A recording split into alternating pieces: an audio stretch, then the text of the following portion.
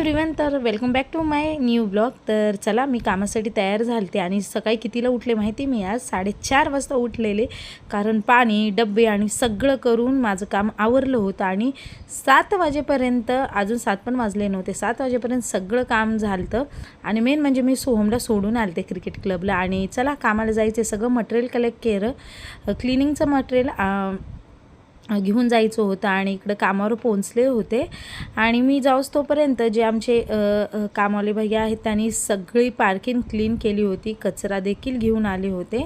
तर विचार करा ते किती लवकर येऊन काम करत होते आणि छान काम करत आहेत बरं का. आणि त्यानंतर मी सगळीकडे एक राऊंड मारून आला की व्यवस्थित झालं आहे का सगळीकडचं. तर सगळं ऑलमोस्ट झालं होतं, वरचं खालचं वगैरे सगळीकडचं झालं होतं. म्हणजे वरती वेगळे आहेत ते करतात आणि हे खाली पार्किंगवाले भैया आहेत हे मस्त सगळं क्लीन करून घेत होते. आणि वादळ सुटलं की नाही, एवढा कचरा पार्किंगमध्ये जमा होतं, तरी त्यांनी सगळीकडचं खूप स्वच्छ आणि क्लीन केलं होतं. घरी आल्याच्यानंतर आणखीन एकदा आंघोळ केली मी, कारण सकाळी जाताना हेअर वॉश केले नव्हते.